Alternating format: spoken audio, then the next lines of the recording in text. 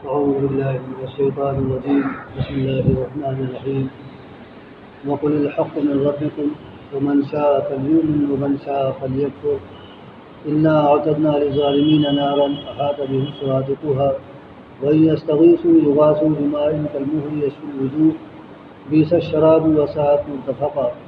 إن الذين آمنوا وعملوا الصالحات إنا لا نضيع أجر من أحسن عملا أولئك لهم جنات عدن تجري من تحتهم الأنهار يحلون فيها من أساور من ذهب ويلبسون ثيابا خضرا من سندس واستبرق متكئين فيها على الأرائك نعم الثواب وحسنت مرتفقا. صدق اللہ العظیم. پچھلی آیات میں لوگوں کا یہ مطالبہ تھا نبی سے کہ جو آپ کے ساتھ لوگ لگے ہوئے ہیں، جو آپ پر ایمان لائے ہیں، وہ ہمارے معاشرے کے انتہائی کمزور قسم کے لوگ ہیں. یا تو غلام طبقے سے تعلق رکھنے والے لوگ ہیں، یا بالکل ہی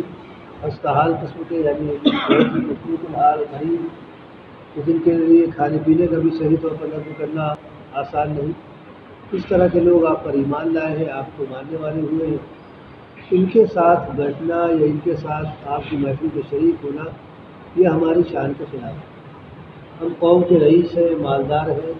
ہماری بات چلتی ہے، قوم میں ہمارا سکہ چلتا ہے. لہذا اگر آپ یہ چاہتے ہیں کہ ہم آپ کی بات کو سنیں تو آپ ان لوگوں کو ہٹا دیجیے. اگر آپ ان لوگوں کو ہٹا دیں تو ہم آپ کی بات سننے کے لیے تیار ہیں. آپ کیا کہتے ہیں، آپ کیا لائے ہیں اور کس چیز کو اللہ تعالیٰ کی طرف سے پیش کر رہے ہیں، ہم سن سکتے ہیں. لیکن اگر آپ یہ چاہیں کہ ان کے ساتھ ہم بیٹھ کر سنیں تو یہ ہمارے بس کی بات نہیں ہے. یہ ہماری بے عزتی اور ہماری توہین ہوگی کہ ہم ان کے ساتھ بیٹھیں. نبی کے دل میں صرف اس خیال سے کہ اگر یہ ایمان لائیں گے تو ان کے پیچھے بہت سارے افراد ہیں، وہ بھی آ جائیں گے، کیونکہ یہ قوم کے سردار ہیں، ان کی بات مانی جاتی ہے. جب یہ ایمان لائیں گے تو اپنے لوگوں سے یہ کہیں گے کہ بھئی بات سچی ہے، بھلی ہے اور اس کو مان لینا ہی عافیت کی بات ہے. زیادہ لوگ ان کے کہنے پر ایمان لے آئیں گے اور ایمان لا کر اپنے آپ کو جہنم کی آگ سے بچا لیں گے. صرف نبی کی لالچ یہ تھی کہ یہ لوگ کسی طرح سے جہنم کی آگ سے بچ جائیں. تو آپ کے دل میں یہ خیال پیدا ہوا کہ میں تھوڑی دیر کے لیے ان کو ہٹا دیں. یہ لوگ تو بہرحال جہنم سے انشاءاللہ بچ گئے، اپنے ایمان کی برکت سے ایمان لے آئے، لیکن یہ براہ راست جہنم میں جا رہے ہیں. اگر یہ اس طرح کی بات کرتے ہیں اور گویا بات وعدے کی شکل میں کہ ہم ایمان لا سکتے ہیں آپ کی بات کو سن کر سمجھ کر، اگر یہ لوگ آپ ان کو ہٹا دیں اور ہمارے لیے آپ خصوصی انتظام کریں، یا پھر ہمارے لیے ایک الگ محفل، الگ وقت ہمارے لیے آپ مقرر کریں کہ اس وقت آپ ہم کو خطاب کریں، ہم کو سمجھائیں اور دوسرے وقت ان کو آپ سمجھائیں. تو نبی کے دل میں اس طرح کا داعیہ پیدا ہوا کہ ان غریبوں کو، ان کمزوروں کو ہٹا کر ان لوگوں کو موقع دے دی سننے کا. اللہ تعالیٰ کی طرف سے نبی پر ہدایت یہ آئی کہ خبردار آپ ایسا نہیں کریں گے. آپ ان لوگوں کے ساتھ جو اللہ تعالیٰ کو صبح شام پکار رہے ہیں مخلصانہ طریقے پر، یعنی کوئی ان کی دنیاوی غرض نہیں ہے، وہ اللہ تعالیٰ کو اپنا رب مان کر پکار رہے ہیں، اللہ تعالیٰ کو اپنا حاجت روا اور اپنا مشکل کشا سمجھ کر پکار رہے ہیں. ان کا یقین ہے کہ اللہ تعالیٰ ہی سب کچھ کرنے والا ہے. لہذا ایسے لوگوں کو آپ اپنے ساتھ رکھیں، آپ ان کے ساتھ رہیے، ان کے درمیان رہیے تاکہ ان کی دل شکنی نہ ہو. کیونکہ اگر آپ ان کو اپنی محفل سے ہٹائیں گے یا ان کے لیے آپ الگ محفل قائم کریں گے تو ان کا دل ٹوٹے گا، ان کو احساس ہوگا اپنی کسمپرسی کا، اپنی غریبی کا، اپنی غلامی کا ان کو احساس ہوگا، جس سے ان کے دلوں کو تکلیف پہنچے گی. اور آپ دلوں کو تکلیف پہنچانے کے لیے نہیں بھیجے گئے، آپ اس لیے بھیجے گئے کہ لوگوں کی تکلیفوں کو دور کریں. یہ کیسے ہو سکتا ہے؟ لہذا آپ لوگوں کے درمیان ہی رہیں اور جن کو سننا ہو اگر ان کی غیرت گوارا کرتی ہو تو انہی لوگوں کے ساتھ آ کر سنیں. سب کو ایک ساتھ سنایا جائے گا، کسی کے لیے خصوصی محفل نہیں قائم کی جائے گی. اسلام کسی کے درمیان امتیاز نہیں کرتا ہے کہ کوئی بڑا ہے کوئی چھوٹا ہے تو بڑے کی رعایت کی جائے، چھوٹے کو نظر انداز کیا جائے، یا فلاں کو زیادہ اہمیت دی جائے فلاں کو کم اہمیت دی جائے. سب کے سب آدم کی اولاد ہے، لہذا سب برابر ہیں، کسی میں کسی قسم کی کوئی تفریق نہیں ہے. تفریق اگر ہے تو دل کے تقویٰ کے اعتبار سے، جس کے دل میں جتنا تقویٰ ہوگا اسی اعتبار سے وہ اللہ تعالیٰ کے قریب ہوگا. اور اس چیز کو پہچاننے کا، اس چیز کو پرکھنے کا ہمارے آپ کے پاس کوئی آلہ نہیں ہے کہ ہم دلوں کی کیفیت کو سمجھ سکیں کہ کس کے دل میں کتنا تقویٰ ہے. یہ اللہ تعالیٰ کے پاس آلہ ہے، پیمانہ ہے، وہ جانتا ہے کس کے دل میں کتنا ڈر ہے، کتنا خوف ہے اللہ تعالیٰ کو، کتنا تقویٰ ہے، اور اللہ تعالیٰ کے لیے کتنا قریب ہے، اللہ تعالیٰ سے کتنی محبت کرتا ہے. لہٰذا آپ اس طرح کی کوئی تفریق لوگوں کے درمیان نہ کریں. ان سے صاف طور پر یہ کہہ دیں کہ مجھے اسی بات کی اتباع کرنی ہے جو میری طرف میرے پروردگار کی طرف سے بھیجی جا رہی ہے. میں اسی کی اتباع کا مکلف بنایا گیا ہوں، اور حق جو کچھ بھی ہے وہ اللہ تعالیٰ کی طرف سے ہے، تمہارے پروردگار کی طرف سے. اب جس کا جی چاہے وہ قبول کرے اور جس کا نہ جی چاہے نہ قبول کرے. اس کے لیے کوئی خصوصی انتظام نہیں کیا جائے گا، اس کو خصوصی طور پر الگ سے دعوت نہیں دی جائے گی، سب کے ساتھ مشترکہ طور پر پیغام سنایا جائے گا. اب جس کا جی چاہے وہ مان لے اور نہ جس کا جی چاہے نہ مانے. لیکن نہ ماننے والے یہ بات اچھی طرح سمجھ لے کہ ہم نے جہنم تیار کر رکھی ہے، اور وہ جہنم کہ جس نے ان کو ہر طرف سے گھیر رکھا ہے، اس کی قناتوں نے ہر طرف سے ان کو گھیر رکھا ہے. یہ بچ کر نہیں جا سکتے ہیں. دنیا میں بھلے اللہ تعالیٰ کی پکڑ سے بچے یا اللہ تعالیٰ کا عذاب ان پر نہ آئے، لیکن آخرت میں یہ اللہ تعالیٰ کے عذاب اور اللہ تعالیٰ کی پکڑ سے بچ نہیں سکتے ہیں. آخرت کا معاملہ یہ ہے کہ جب یہ پانی مانگیں گے، وَقُلِ الْحَقُّ مِن رَّبِّكُمْ، اللہ تعالیٰ فرماتا ہے وَقُلِ الْحَقُّ مِن رَّبِّكُمْ، اے نبی ان سے صاف طور پر کہہ دیجیے کہ جو کچھ بھی حق ہے وہ تمہارے پروردگار کی طرف سے، اسی کی طرف سے یہ بات سنائی جا رہی ہے، اسی کی طرف سے یہ بات بتائی جا رہی ہے. توحید سے متعلق ہے، آخرت سے متعلق ہے، جنت سے متعلق ہے، جہنم سے متعلق ہے، یا اخلاقی زندگی سے متعلق ہے. جو کچھ بھی ہے وہ اللہ تعالیٰ کی طرف سے بیان کیا جا رہا ہے. وَمَنْ شَاءَ فَلْيُؤْمِنْ، جس کا جی چاہے اب ان باتوں کو مان لے. وَمَنْ شَاءَ فَلْيَكْفُرْ، اور جس کا نہ جی چاہے وہ ٹھیک ہے، انکار کرتا ہے تو انکار کر دے. اپنے لیے جو کچھ کرے گا وہ کرے گا، مانے گا تو اپنی ذات پر احسان کرے گا، اور نہیں مانتا انکار کرتا تو اپنے لیے ہی برا کرے گا وہ. اور اِنَّا أَعْتَدْنَا لِلظَّالِمِينَ نَارًا، ہم نے نافرمانوں کے لیے، انکار کرنے والوں کے لیے آگ تیار کر رکھی ہے، جہنم تیار کر رکھی ہے. احاط بہم سرادقها، جس کی قناتوں نے ان کو ہر طرف سے گھیر لیا ہے. قنات جو شابیانہ لگایا جاتا ہے اور پھر اس کو گھیرا بندی اس کے پردے وغیرہ کے ذریعے سے کی جاتی ہے تاکہ ادھر کا معاملہ ادھر نہ ظاہر ہو، ادھر کا معاملہ ادھر نہ ظاہر ہو، گویا دونوں کے درمیان آڑ رہے، پردہ رہے. اور اس قنات کے ذریعے سے انسان ادھر سے ادھر آسانی سے نہیں جا سکتا. وہ جو راستہ بنایا گیا اسی راستے سے جا سکتا ہے، یا پھر وہ پھاڑ کر نکلے. تو جہنم کی قنات نے اس طرح سے ان کو گھیر رکھا ہے کہ یہ نکل نہیں سکتے ہیں.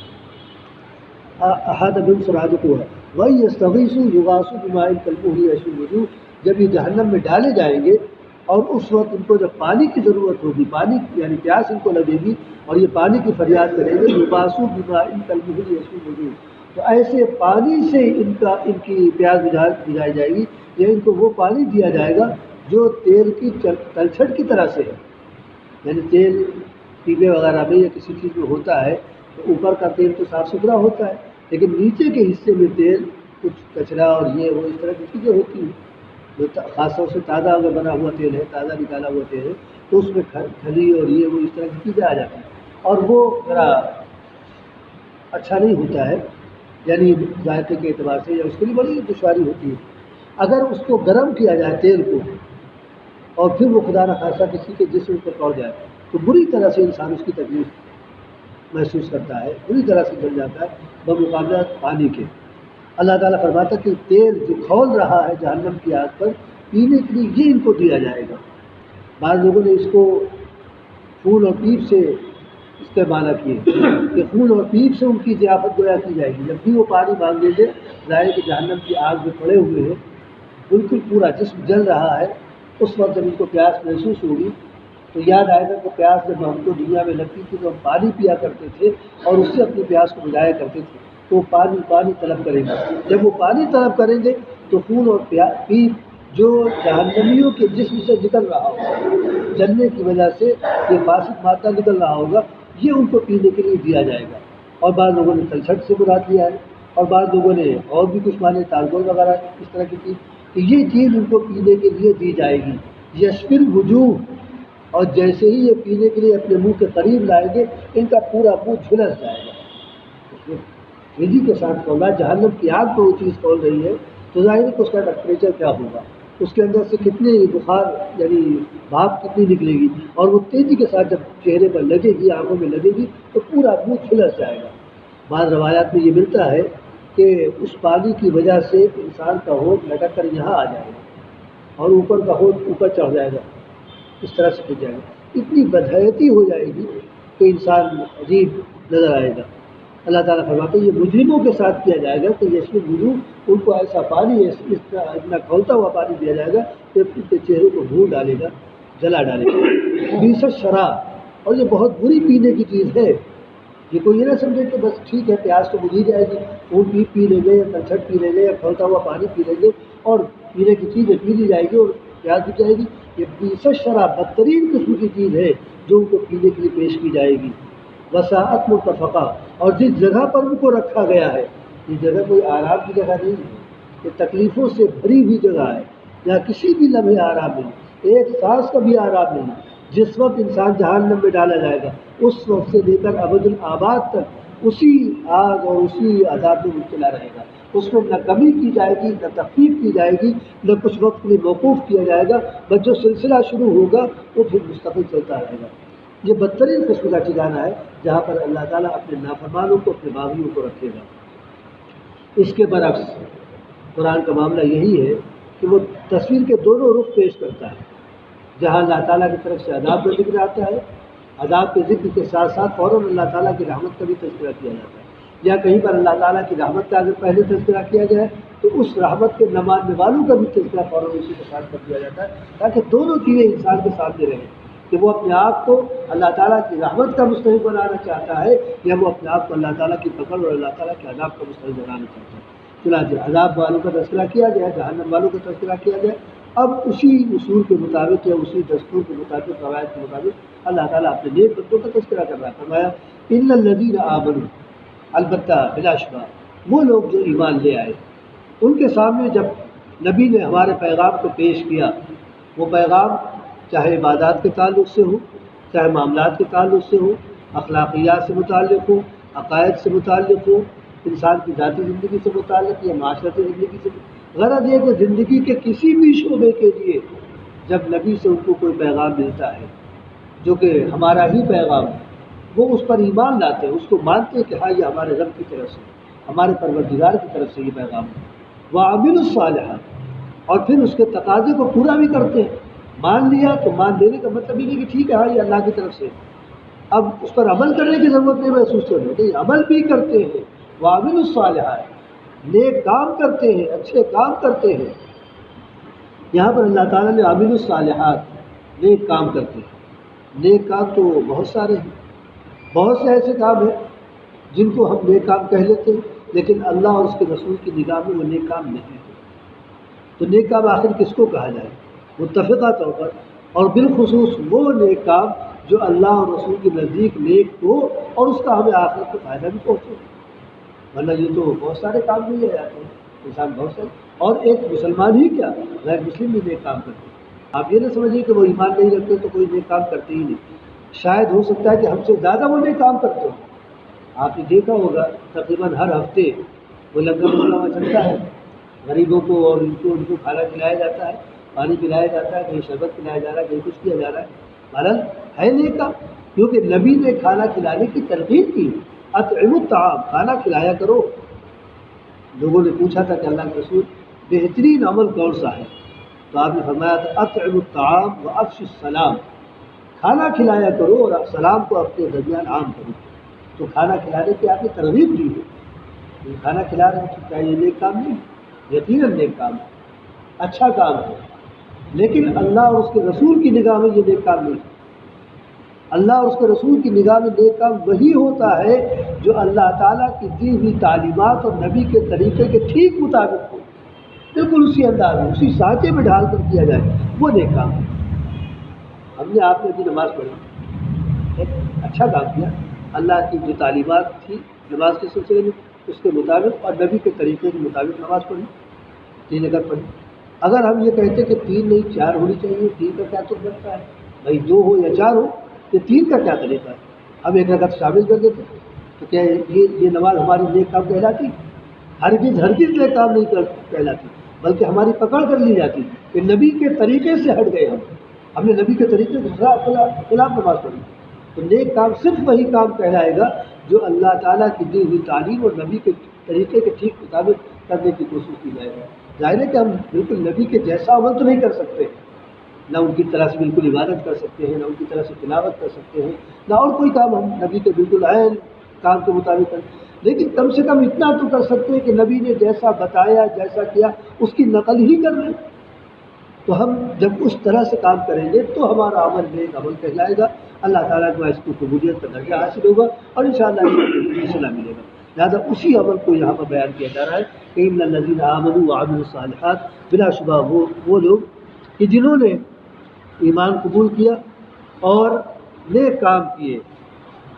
الا لا نضيع اجر من احسن عملا، تو ہم یہ وعدہ کرتے ہیں کہ اچھا کام جس نے بھی کیا ہے ہم اس کے اجر کو ضائع نہیں کریں گے، اس کے اجر کو غائب نہیں کریں گے. جو کچھ بھی کیا ہے اس نے، بڑا کام کیا ہو، چھوٹا کام کیا ہو، نماز کی شکل میں کیا ہو، روزے کی شکل میں کیا ہو، کسی کی مدد کرنے کی شکل میں کیا ہو، کسی کو سہارا دینے کی شکل میں کیا ہو، کسی مظلوم کے تحفظ کے سلسلے میں قدم اٹھایا ہو، کسی بھی طرح کا معاملہ ہو، ہم اس کام کو ضائع نہیں کریں گے، اس کے اجر کو ضائع نہیں کریں گے، بلکہ بھرپور صلہ دیں گے. اللہ تعالیٰ فرماتا ہے اسی میں ہے کہ من عمل صالحا من ذکر او انثى وهو مؤمن فلنحيينه حیاتا طیبہ ولنجزینهم اجرهم باحسن ما كانوا يعملون. جس کسی نے بھی اچھا کام کیا اس شرط کے ساتھ کہ وہ صاحب ایمان ہے. ایمان بنیادی چیز ہے، ایمان کے بغیر ابھی ہم یہ سمجھنے کا ایمان کے بغیر کوئی عمل صالح کہلا ہی نہیں سکتا، کیونکہ ان کے پاس ایمان نہیں ہے. ٹھیک ہے، کھانا کھلا رہے ہیں بھوکوں کو، بیواؤں کی مدد کر رہے ہیں، آشرم بنا رکھے، یتیموں کی پرورش ہو رہی ہے، تعلیمی میدان میں بھی کام کر رہے ہیں، لیکن چونکہ ایمان ان کے پاس نہیں ہے اس لیے یہ عمل اللہ تعالیٰ کی نگاہ میں، نبی کی نگاہ میں اچھا نہیں ہے، نیک کام نہیں. ہاں دنیا کے اعتبار سے نیک ہے، اللہ تعالیٰ اس کا اجر دنیا میں دے گا ان کو، کیونکہ اس نے وعدہ کر رکھا ہے کہ کسی کے بھی نیک کام کے اجر کو ہم ضائع نہیں کریں گے. تو یہ بہرحال نیک کام ہے، اچھا کام ہے، اس کا اجر ہم ان کو دنیا میں دے دیں گے تاکہ آخرت میں کسی طرح کا کوئی مطالبہ ان کا نہ ہو. اور ایک مسلمان کے نیک کام کا معاملہ یہ ہے کہ اس کے نیک کام کو ذخیرہ کیا جا رہا ہے،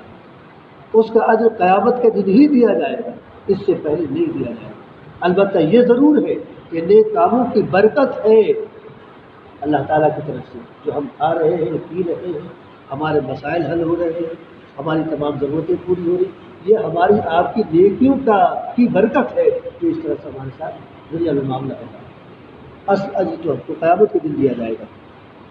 تو اللہ تعالیٰ نے فرمایا کہ من عمل صالحا من ذکر او انثى وهو مؤمن، ایمان کی شرط کے ساتھ اگر کسی نے اچھا کام کیا ہے فلنحيينه حیاتا طیبہ، تو جس دنیا میں رہ رہا ہے پہلے تو اسی دنیا کا وعدہ کرتے ہیں کہ اس کی زندگی کو خوشگوار بنائے، اسے بہترین قسم کی زندگی عطا کرے، پرسکون قسم کی زندگی، اور ولنجزینهم اجرهم باحسن ما كانوا يعملون، اور آخرت میں اس نے جو ہم سے توقع لگائی ہے اپنی نیکی کے سلسلے میں ہم اس سے کہیں زیادہ اسے نوازیں گے. اللہ تعالیٰ کا وعدہ قرآن کریم میں 14ویں پارے اور اسی طرح سے مختلف جگہوں پر اللہ تعالیٰ نے، اور سورہ زلزلہ آپ پڑھتے ہیں عموماً نماز کی عشاء میں اکثر و بیشتر قرات ہوتی ہے، اس کی آخری آیت من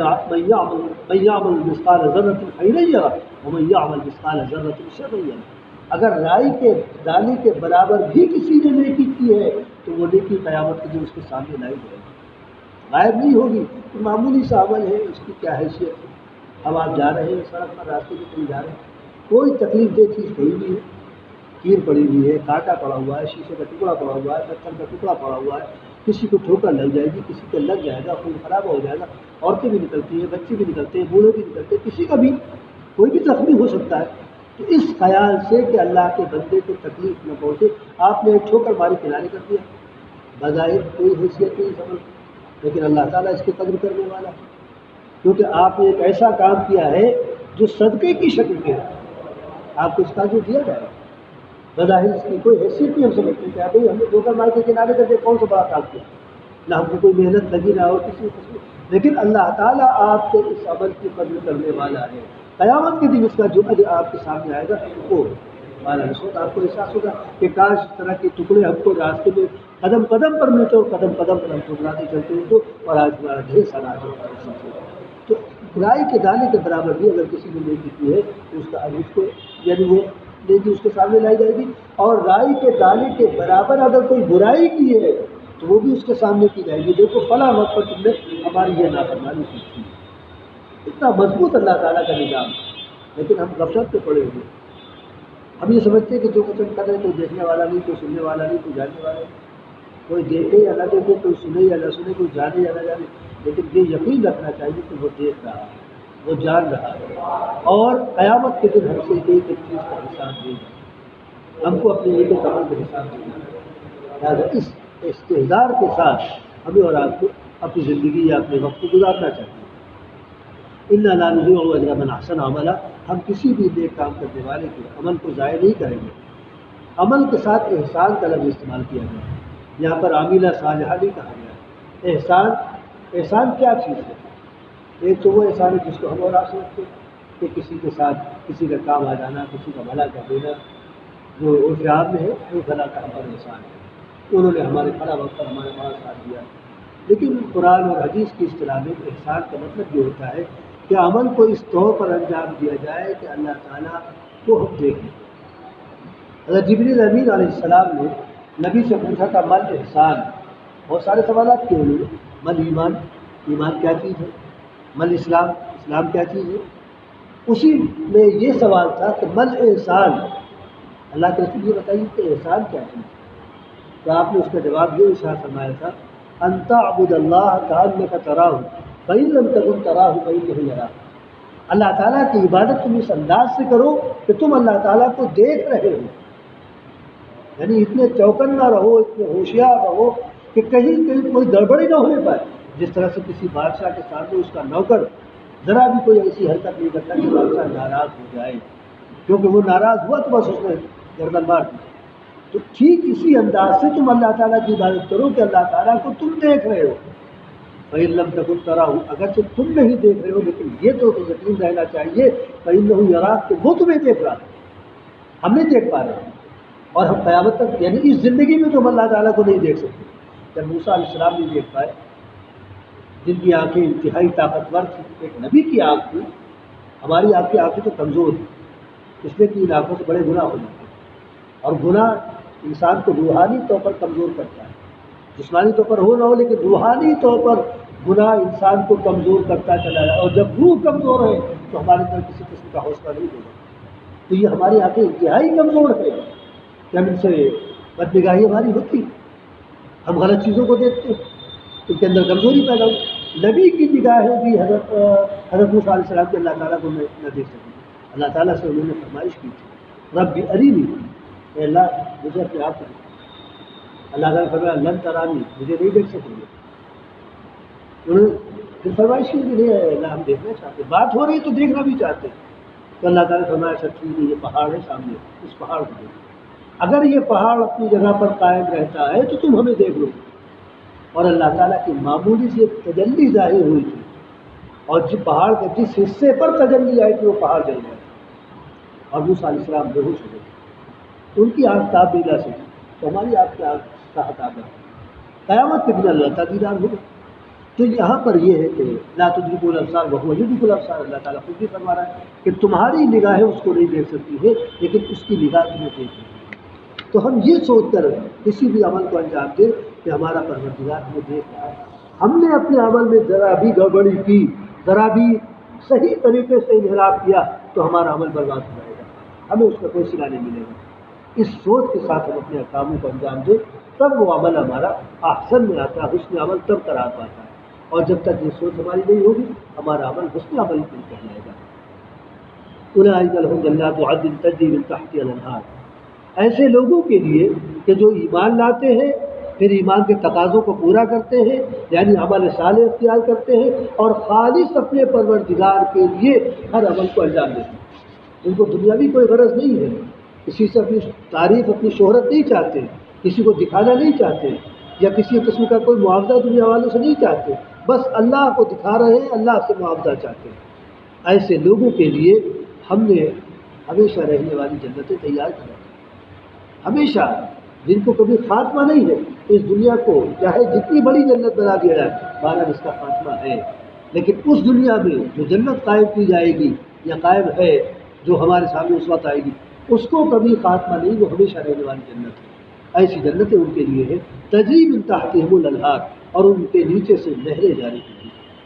وہ جن محلوں میں ہوں گے، جن جگہوں پر ہوں گے، ان کے قدموں کے نیچے سے نہریں جاری ہیں،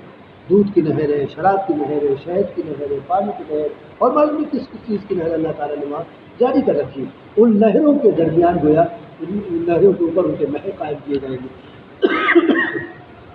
اور یحلون فیہا من اساور من ذہب، اور ان تمام لوگوں کو جو ایمان لائے ہیں، خواہ وہ مرد ہو یا عورتیں ہوں، ان سب کو سونے کے کنگن پہنائے جائیں گے، سونے کے کنگنوں سے ان کو آراستہ کیا جائے گا۔ اب سوال یہاں یہ قائم ہوتا ہے کہ مردوں کے لیے تو سونا حرام ہے۔ ایک شخص کے ہاتھ میں آپ نے انگوٹھی دیکھی تھی تو آپ نے نکال کے پھینک دی تھی، ناراضگی ظاہر کی تھی کہ تم سونا پہنے ہوئے ہو۔ بہت سے لوگ ہیں سونے کی چین گلے میں ڈالے رہتے ہیں، سونے کی گھڑی کی چین بنوا لی وہ پہنے ہوئے ہیں، انگوٹھیاں پہن لیتے ہیں، دو چاچا پہنے ہوئے ہیں، اور کسی شکل میں سونے کا استعمال کرتے ہیں۔ مردوں کے لیے سونا حرام ہے، کسی بھی شکل میں، وہ چاہے زیور کی شکل میں ہو، چاہے گھڑی کی چین کی شکل میں ہو، یا اور کسی شکل میں، قطعی طور پر حرام ہے۔ اور بلکہ نبی نے یہاں تک فرمایا ہے کہ اگر مردوں نے ہمارے سونے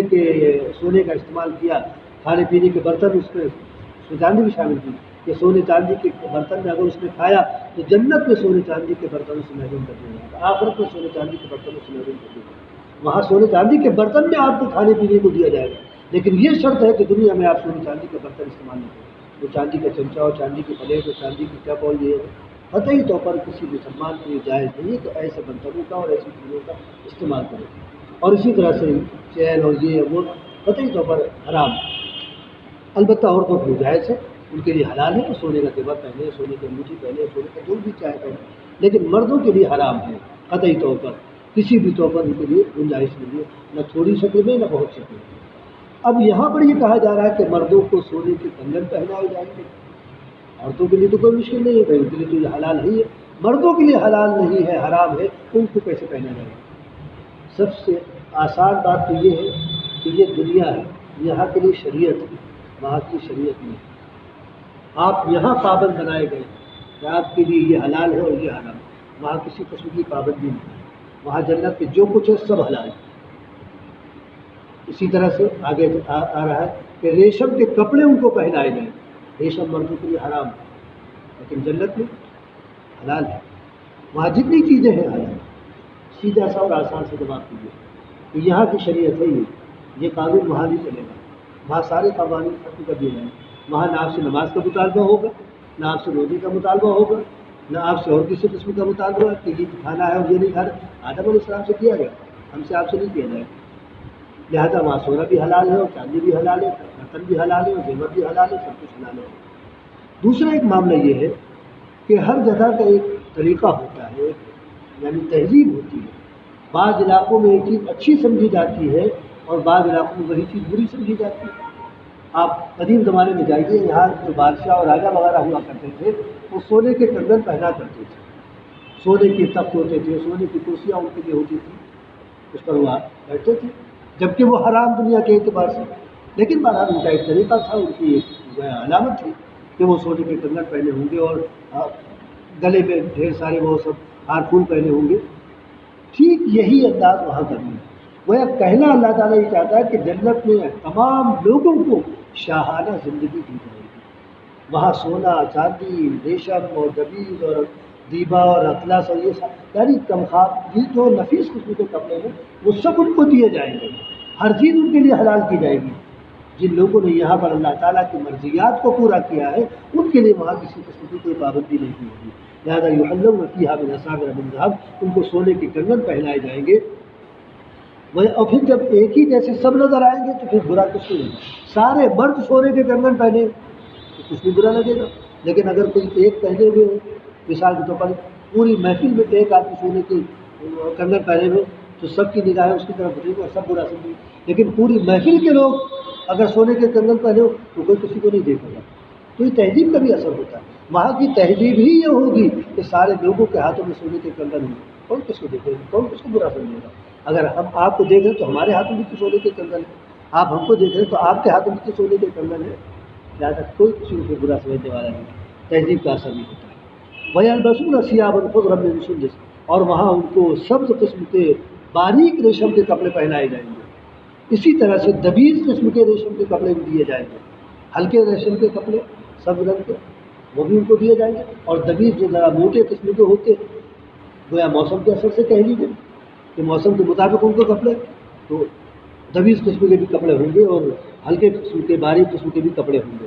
متکئین فیہا علی الارائک، اور اپنے اپنے اپنے تخت پر جو شاہی تخت ہوں گے بہترین قسم کے جیسے شاہانہ تخت ہوتے ہیں، ان تختوں پر اطمینان کے ساتھ گاؤں تکیہ لگائے بیٹھے ہوئے، ٹیک لگائے،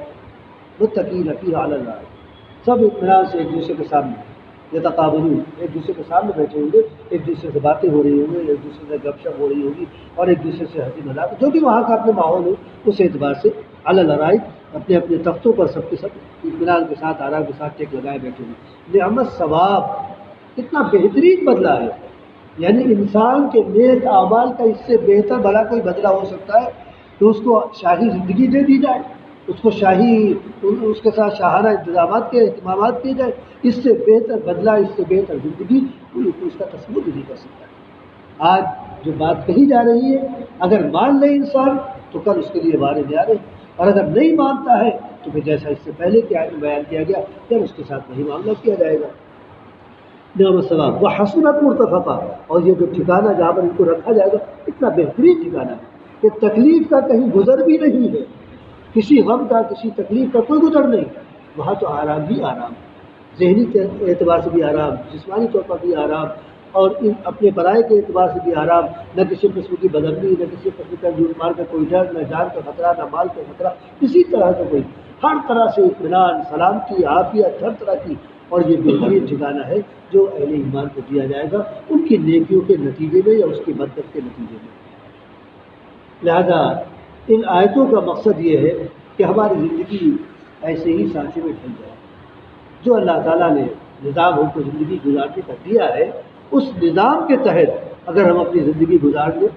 جس میں عبادات، معاملات، کاروبار، اپنے برائے، ایک دوسرے کے حقوق، ساری چیزیں بیان کی گئی، اگر اس نظام کو پورے طور پر ہم اپنی زندگی پر جاری و ساری کر لیں، اور قطعی طور پر اور بالخصوص دانستہ طریقے پر، کبھی بشری کمزوری کے نتیجے میں، کبھی نفس کے غلبے کے نتیجے میں اگر کوئی برائی ہو جائے تو بہرحال تنبہ ہونے پر اللہ تعالیٰ سے توبہ کر لے، معافی مانگ لے، لیکن ظاہری اعتبار سے ہم دانستہ کسی قسم کی کوئی ایسی بات نہ کریں جس سے اللہ تعالیٰ ناراض ہو، تو پھر اللہ تعالیٰ کا یہ وعدہ بھرپور طریقے پر